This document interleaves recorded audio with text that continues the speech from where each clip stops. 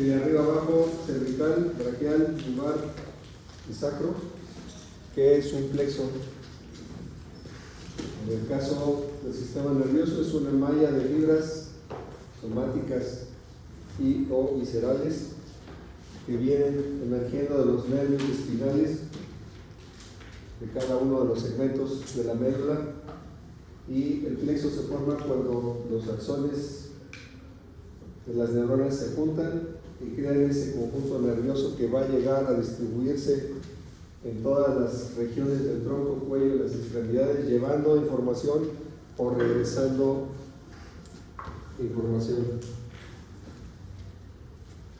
Entonces, el plexo cervical, los primeros 4 nervios o primeros 4 troncos cervicales, esto es C1, C2, C3 y C4, pasan por la apófisis transversa, por los músculos rectos anterior y menor, por la articulación atlanto-axoidea, y se van a distribuir en la parte de la cabeza y parte alta del cuello. El plexo braquial, como su nombre lo dice, va a los brazos. Este involucra un pequeño segmento de C4 hasta C7, C8. Recuerden que no hay una octava vértebra cervical, pero hay una raíz que sale sobre la primera torácica y es C8. Esto va a dar la información a los músculos desde el hombro y va a regresar obviamente toda la información sensitiva de la extremidad superior, mientras que el plexo lumbar son los primeros 4 nervios de la zona lumbar que van a formar este plexo. Van a llegar información a la zona abdominopélvica, al músculo psoas y la parte interna del muslo. Entonces, cuando oigan plexo lumbar y radiculopatía lumbar, lo que está dando los datos de una hernia de disco L4, L5 es el plexo sacro, y ahorita vamos a ver ejemplos gráficos. Entonces, los primeros nervios sacros se unen y este va a dar información desde los glúteos hasta los dedos del pie. Y el plexo oxigio es el que va hacia la zona perineal. De tal forma que en la distribución sensitiva ya habíamos visto los dermatomas, la cara dada por las 3 ramas del trigémino, mientras que en la parte posterior del cráneo está la distribución desde la segunda, tercera, cuarta y así sucesivamente. Entonces, este mapa nos va a servir para explorar de forma sensitiva a un paciente. Por ejemplo, tengo un paciente lesionado medular en un accidente de tráfico, no mueve las piernas. ¿Cómo voy a poder identificar el nivel clínicamente? Pues con la búsqueda del movimiento, pero básicamente con la sensibilidad. Entonces, de acuerdo a este mapa, la tetilla es T5, el ombligo es T10, ¿sí? Y así sucesivamente podemos identificar el nivel de forma clínica, ¿sí? Mientras que en la parte anterior, lumbar 1, lumbar 2, lumbar 3, lumbar 4, llega hasta los dedos. El sacro va el dedo pequeño del pie y prácticamente toda la parte posterior. Por eso este mapa en color, tomen de una forma, les va a ser de utilidad.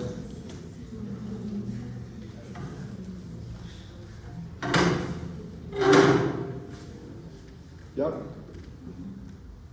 Entonces, el plexo cervical, las ramas anteriores de los primeros 4 raíces cervicales, está ubicado entre los músculos prevertebrales, la inserción del esplenio, el angular del omóplato, y cubierto por la poneurosis de los músculos prevertebrales. Esta es la distribución. Entonces, va hacia la parte superior, la parte occipital, C1, C2, C3 y C4. La rama de C4 da una pequeña función para el plexo braquial, y El plexo cervical tiene una anastomosis con el hipogloso por medio de 3 ramos que salen a nivel de C1 con el décimo, y este ramo va a tener información simpática. Entonces, los ramos anteriores de los nervios C1 a C4, los ramos sensitivos, occipital menor, auricular mayor, cervical transverso y supraclavicular. Estos son sensitivos. Y motores, ramos para el esternocleidomastoideo, prevertebrales, elevador de la escápula, una asa cervical y el nervio frénico. ¿A dónde va este nervio? Al diafragma. ¿Sí? Entonces, si yo tengo un paciente con una lesión por arriba de C4, ¿cuál va a ser el tema más importante clínico? Va a tener una parálisis del diafragma y va a ser un paciente que va a necesitar ventilador. Todos conocen el caso de Christopher Reeve, que fue Superman. Tuvo un accidente de equitación y tuvo una fractura entre C3 y C4, y toda su vida estuvo pendiente o dependiente de un ventilador, y obvio cuadripléjico. Entonces, la inervación, el occipital menor, piel del cuello, cuero cabelludo en la parte posterior y superior a la clavícula, el nervio auricular mayor,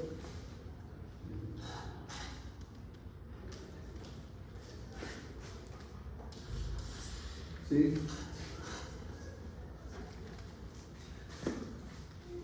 La piel sobre la glándula parótida, la parte posterior del pabellón auricular y el área de piel que va desde el ángulo de la mandíbula hasta el proceso mastoideo. El nervio cervical transverso, la piel del triángulo anterior del cuello, nervio supraclavicular, parte del cuello y el hombro, y el asa cervical, los músculos infraioideos. El nervio frénico, diafragma, pleura y pericardio. Entonces, en el plexo cervical, ¿cuál sería la rama más importante? El nervio frénico.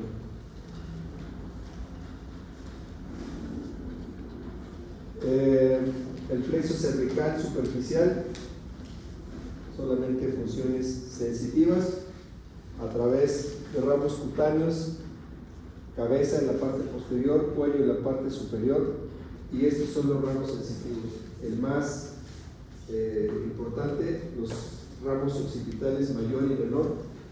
El mayor, que va a la parte posterior del cráneo, ¿sí?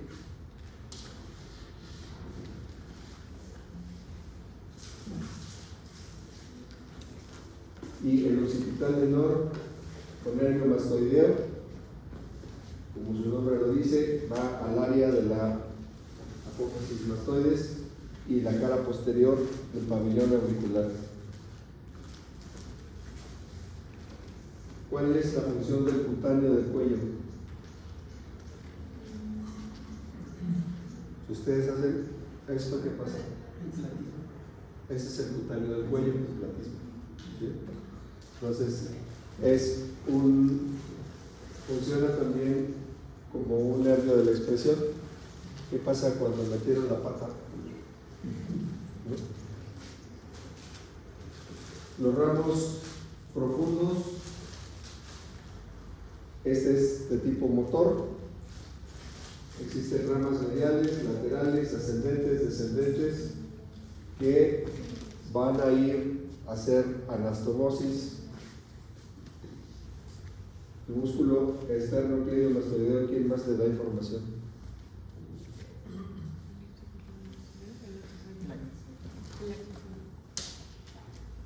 ¿Sí? Entonces va a haber anastomosis entre el nervio espinal y el plexo cervical para dar movimiento al músculo esternocleidomastoideo. ¿Sí? Las ramas ascendentes, recto inferior y menor, y el lateral de la cabeza, y las ramas descendentes, están involucradas en los movimientos de flexión del cuello que vienen de las dos primeras raíces, las tres primeras raíces y el hipogloso formando el asa. ¿Qué es un asa?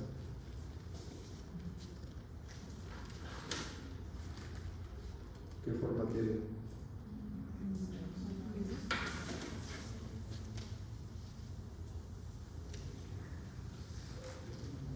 Entonces, un asa, ¿sí? En el plexo cervical hay diferentes formaciones que se denominan una asa por la curvatura que presentan.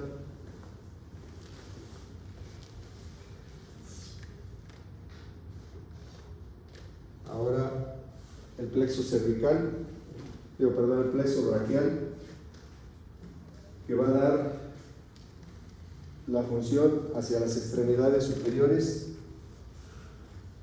y va a dar origen a los troncos, tanto motores y sensitivos, de las extremidades superiores. Entonces, nace de los nervios o de las ramas troncales de la quinta a la primera torácica, muy poca porción de la primera torácica y una pequeña porción de 4. Este es un mapa bastante específico, bastante claro de cómo está. Entonces tenemos la raíz principal, C4, C5, C6, C7, C8 y una porción pequeña de D1. Los troncos primarios, tronco primario superior, tronco medio, tronco primario inferior, y aquí empiezan las divisiones: división anterior, división posterior, y observen cómo C4 da un pequeño filete que va hacia C5, y aquí viene la distribución de cada uno de los nervios. Tómenle una foto a este mapa, porque se las puedo poner sin guía. Entonces, en su casa van a hacer una impresión de esto, y con un lápiz les sugiero que sigan cada una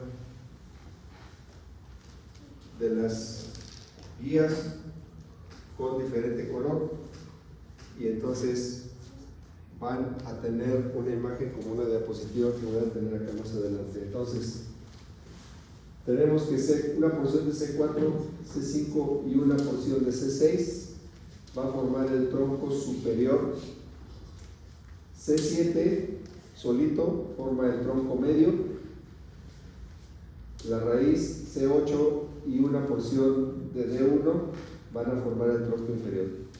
Entonces, si en el examen les pregunto quiénes forman el tronco primario superior, C4, C5 y C6.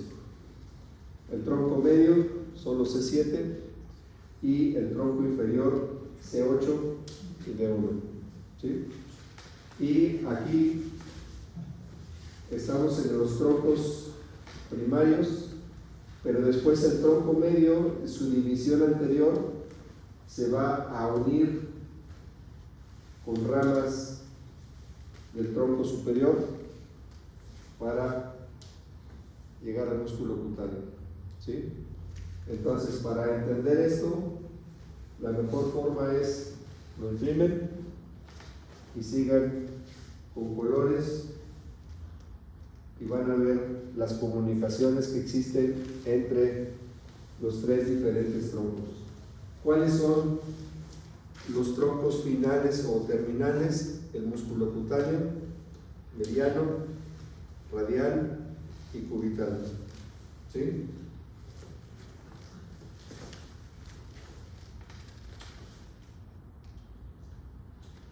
Entonces tenemos nuevamente una pequeña contribución de C4, C5 y C6, el tronco primario superior, C7, el tronco medio, C8 y T1, el tronco inferior.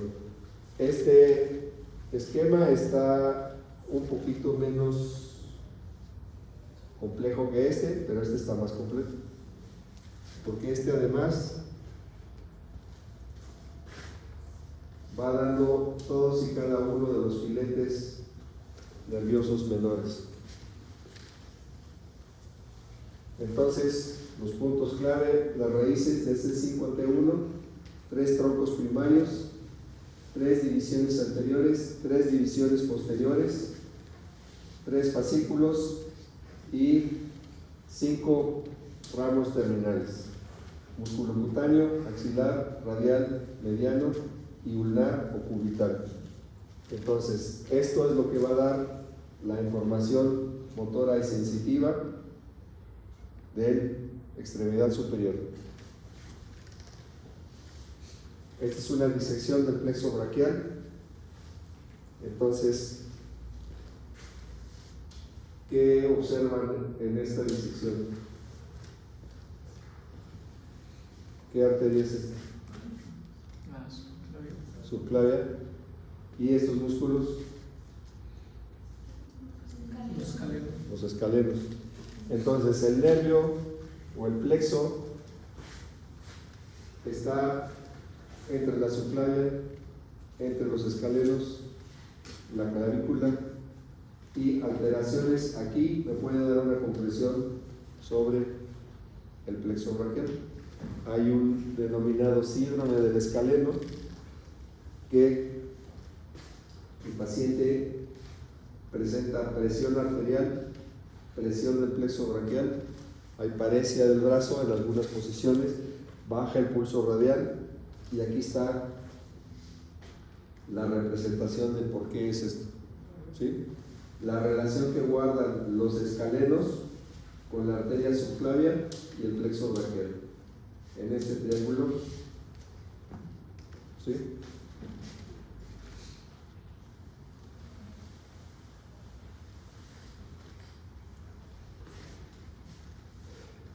Ahora en inglés para que practiquen,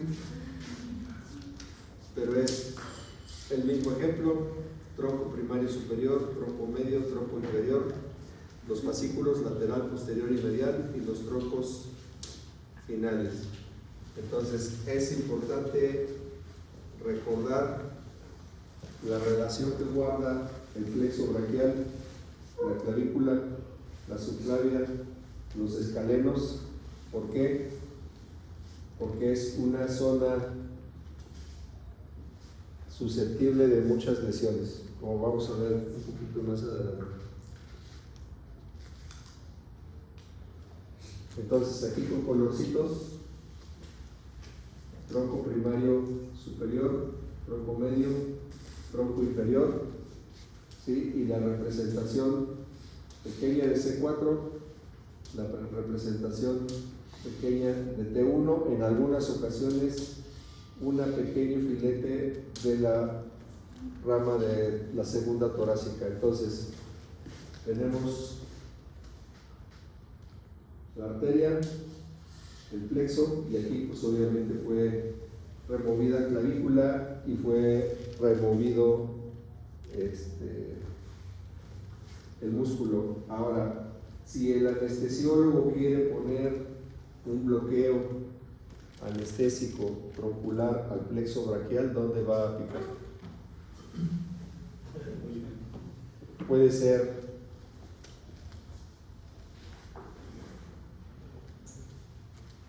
en esta zona, dependiendo de qué es lo que tenga que bloquear, o puede ser en esta zona, por abajo del axila, ¿sí?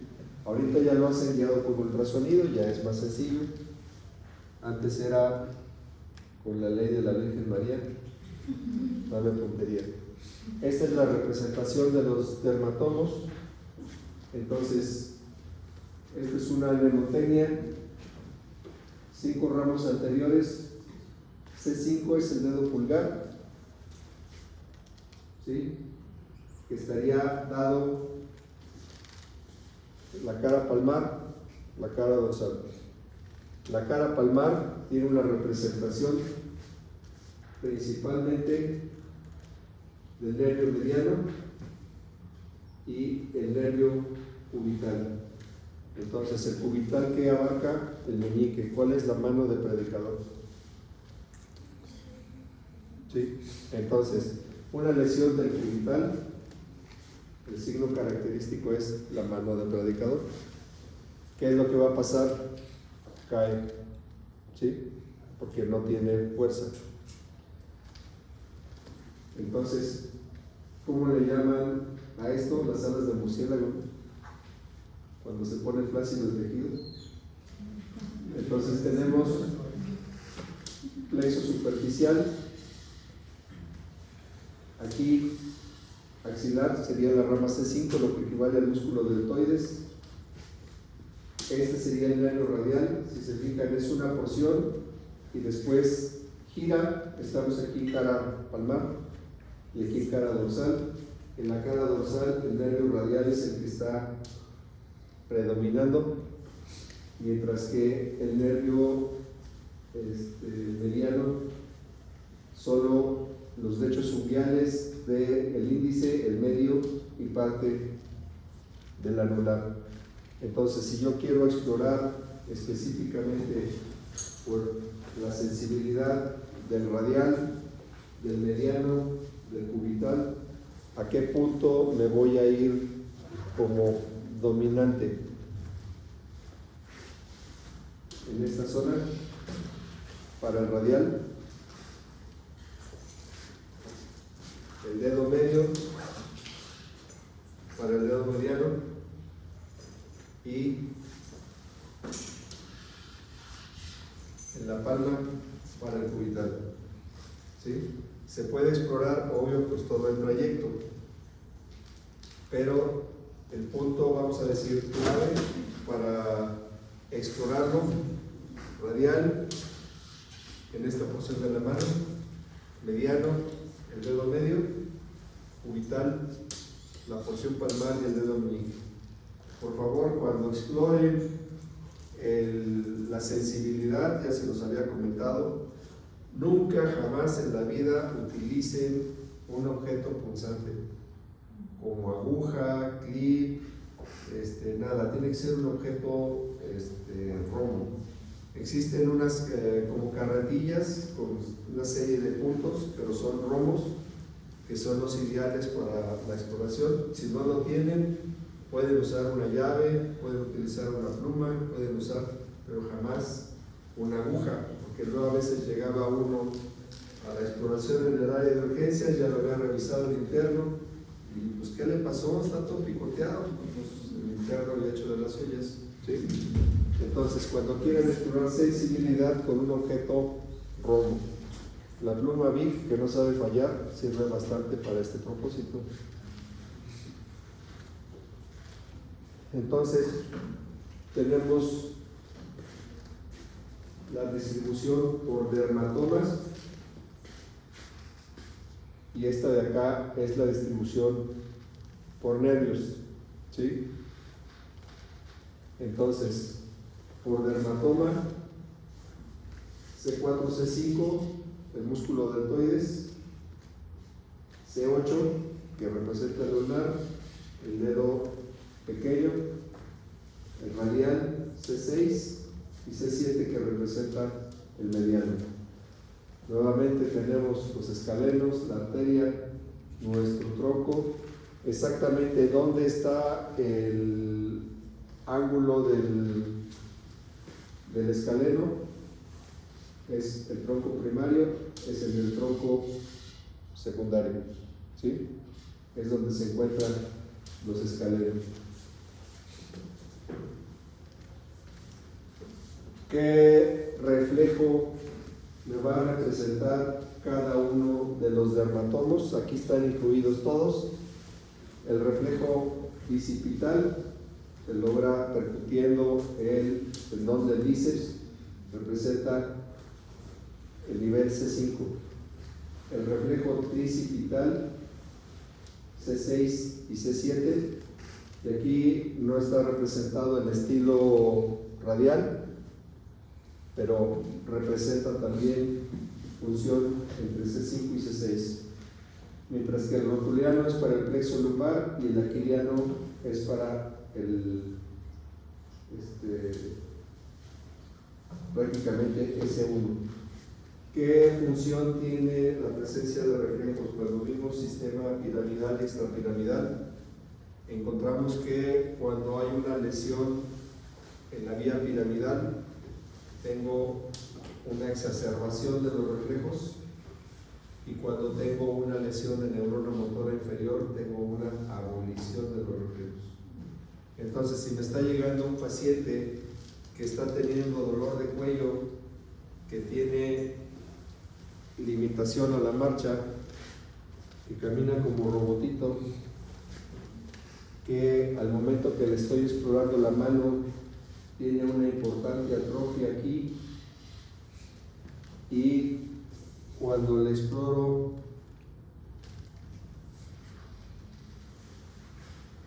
los reflejos están muy exaltados, ¿en qué debo pensar?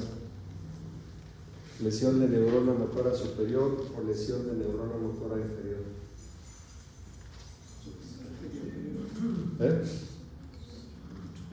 Superior. Entonces, ¿dónde estará el daño? ¿En la raíz o en la médula?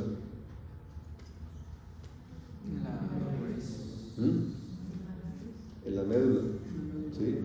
¿Qué pasa si tengo una hernia de disco y me está apretando solo un tronco? Tengo una hernia de disco aquí, me está presionando un tronco o una porción del tronco superior, ¿sí? Entonces, ¿qué va a pasar? Como me está presionando ya el nervio periférico, va a ser neurona motora inferior. Entonces, ¿cómo va a estar el reflejo? Disminuido o abolido, ¿sí? Esa sería la diferencia para patología que me involucre raíces, si es neurona motora superior o neurona motora inferior. Si tengo una hernia a nivel lumbar, L4, L5, me está comprometiendo, voy a tener ahí neurona motora superior o neurona motora inferior. ¿Hay médula en el segmento vertebral L4? ¿No? Luego, entonces nunca voy a tener una neurona motora superior con una patología a nivel de L4. ¿Por qué? Porque ellas son solo raíces, cables, entonces siempre va a ser una lesión de neurona motora inferior.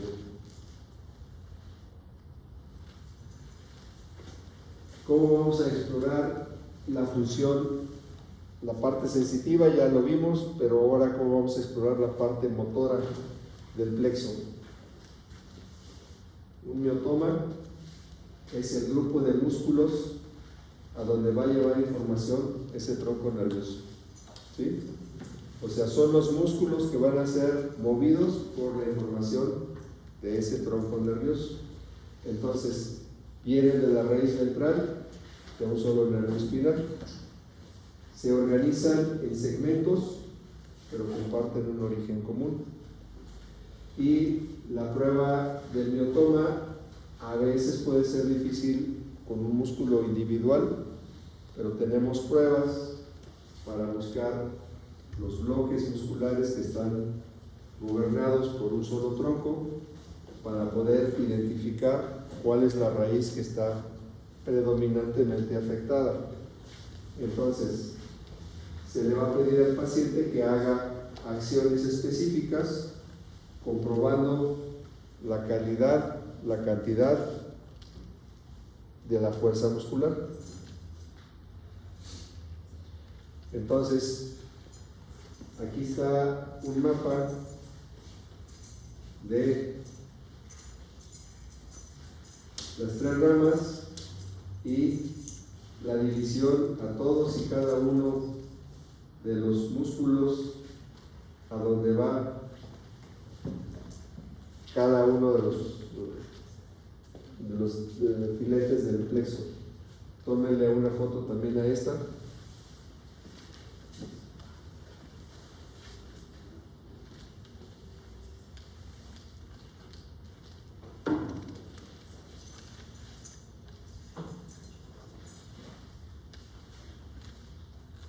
Entonces, los puntos claves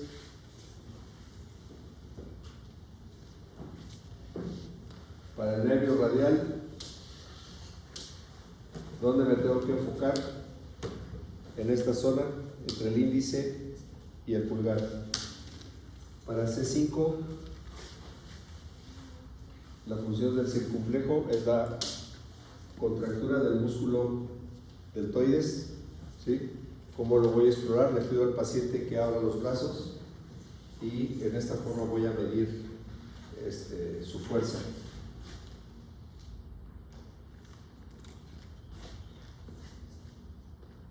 Entonces, para la función del radial va a ser el movimiento del pulgar y los puntos de fuerza van a ser la prensión, y para el nervio mediano va a haber una atrofia en la eminencia ternar. Recuerden que la distribución del nervio mediano era la mitad del anular, todo esto es en la cara palmar, mientras que en la cara radial solo era prácticamente el hecho unguial del índice, el medio y parte del cuarto, ¿sí?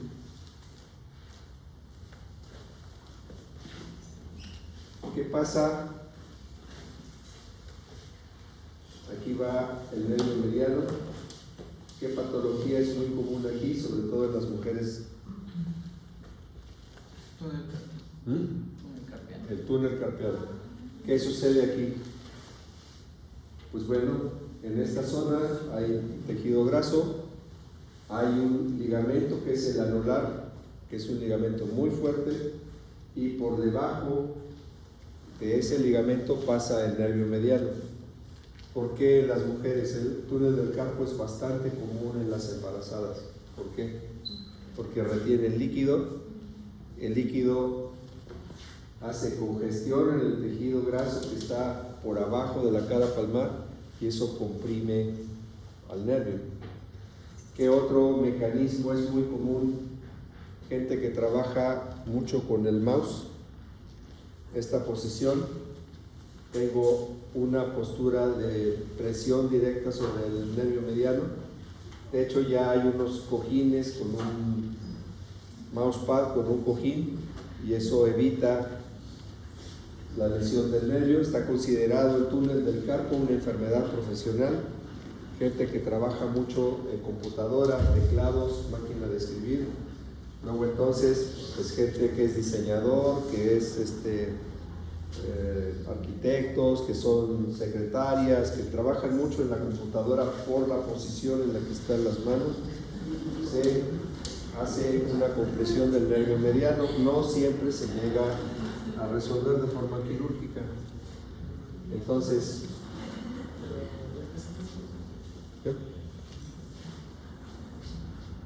los músculos interóseos, ¿hacia qué rama van a representar? C7 y C8, ¿sí? Y parte del cubital. Entonces, lesiones del nervio cubital, la atrofia de los interóseos y la mano del predicador.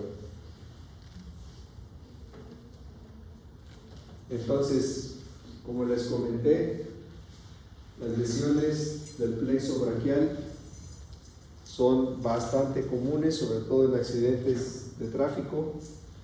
Entonces, tenemos el plexo completo, la parte superior, que es la parálisis de Ayerre-Buchen, el tronco medio y el tronco inferior. El déficit de sensibilidad, cuando es obviamente todo el tronco, todo el plexo, pues es el 100%, el déficit motor es el 100%, y el déficit combinado pues es total, está completamente lesionado el plexo.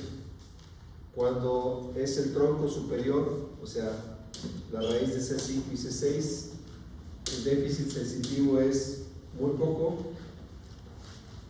el déficit motor es significativo, 75%, y el combinado un 81%. Cuando es el tronco medio, déficit sensitivo 5%, déficit motor 35% y el combinado 38%.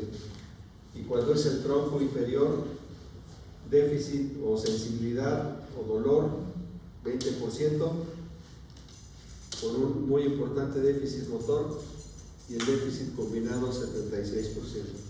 Esta es la forma en que vamos a clasificar la discapacidad que me va a proporcionar una lesión del plexo braquial.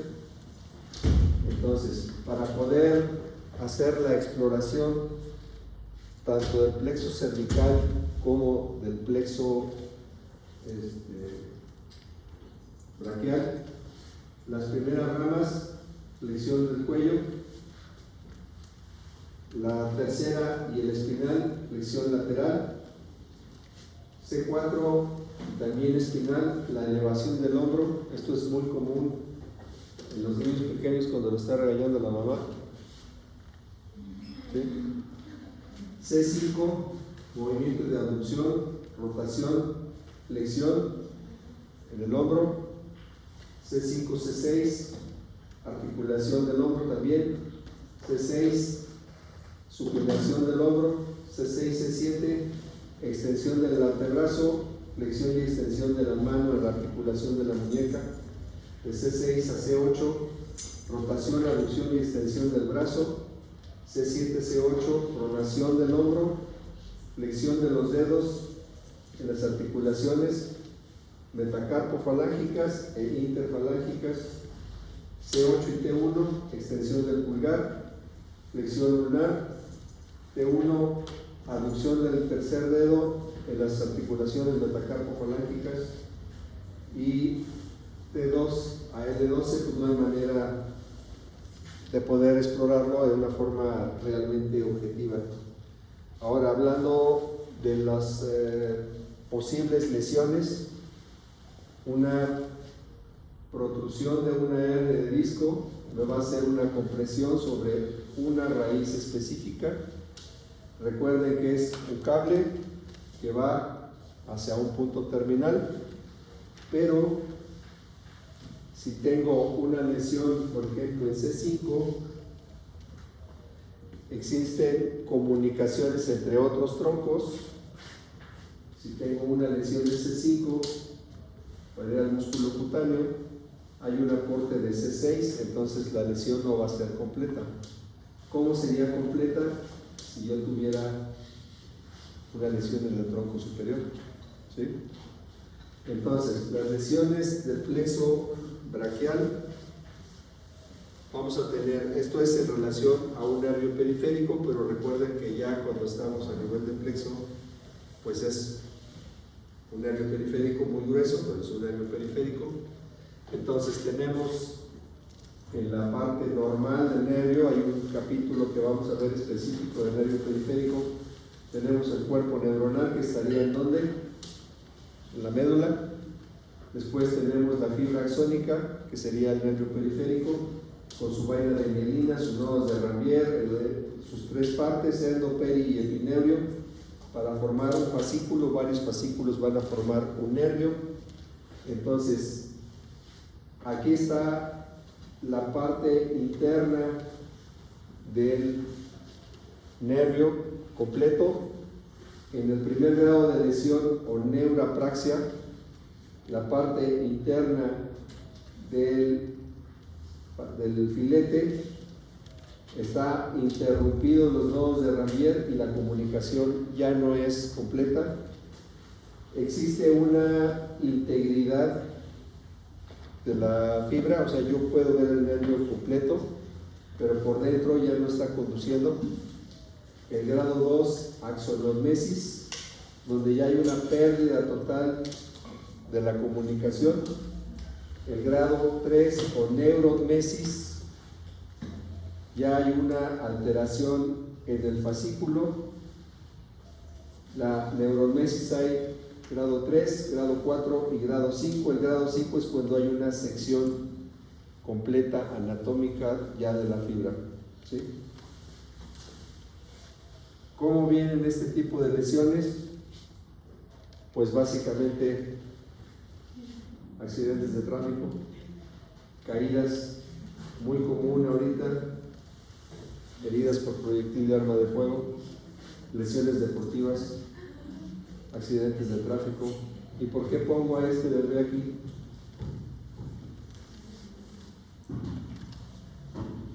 ¿Quién será el que lesione a este bebé?